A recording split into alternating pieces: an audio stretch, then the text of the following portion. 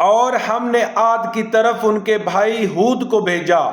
انہوں نے کہا کہ میری قوم، اللہ ہی کی عبادت کرو، اس کے سوا تمہارا کوئی معبود نہیں۔ تم شرک کر کے اللہ پر محض بہتان باندھتے ہو۔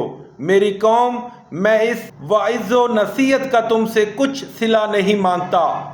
میرا صلہ تو اس کے ذمے ہے جس نے مجھے پیدا کیا، بھلا تم سمجھتے کیوں نہیں؟ اور اے قوم، اپنے پروردگار سے بخشش مانگو، پھر اس کے آگے توبہ کرو، وہ تم پر آسمان سے موسلادھار می برسائے گا اور تمہاری طاقت پر طاقت بڑھائے گا۔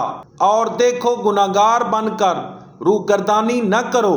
وہ بولے، ہود، تم ہمارے پاس کوئی دلیل ظاہر نہیں لائے، اور ہم صرف تمہارے کہنے سے نہ اپنے معبودوں کو چھوڑنے والے ہیں اور نہ تم پر ایمان لانے والے ہیں۔ ہم تو یہ سمجھتے ہیں کہ ہمارے کسی معبود نے تمہیں آسیب پہنچا کر دیوانہ کر دیا۔ انہوں نے کہا کہ میں اللہ کو گواہ کرتا ہوں، اور تم بھی گواہ رہو کہ جن کو تم اللہ کا شریک بناتے ہو میں ان سے بیزار ہوں، یعنی جن کی اللہ کے سوا عبادت کرتے ہو۔ تو تم سب مل کر میرے بارے میں جو تدبیر کرنی چاہو کر لو، اور مجھے مہلت نہ دو۔ میں اللہ پر، جو میرا اور تمہارا سب کا پروردگار ہے، بھروسہ رکھتا ہوں۔ زمین پر جو چلنے پھرنے والا ہے وہ اس کی چوٹی سے پکڑے ہوئے ہے۔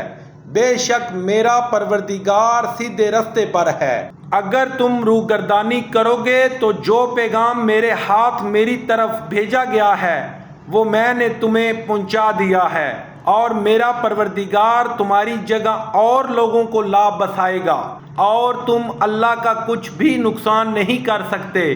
میرا پروردگار تو ہر چیز پر نگہبان ہے۔ اور جب ہمارا حکم عذاب آ پہنچا تو ہم نے ہود کو اور جو لوگ ان کے ساتھ ایمان لائے تھے ان کو اپنی مہربانی سے بچا لیا اور انہیں عذاب شدید سے نجات دی۔ یہ وہی عاد ہیں جنہوں نے اللہ کی نشانیوں سے انکار کیا اور اس کے پیغمبروں کی نافرمانی کی اور متکبر و سرکش کا کہا مانا۔ تو اس دنیا میں بھی لعنت ان کے پیچھے لگی رہی اور قیامت کے دن بھی لگی رہے گی۔ دیکھو، عاد نے اپنے پروردگار سے کفر کیا، اور سن رکھو، ہود کی قوم عاد پر پھٹکار ہے۔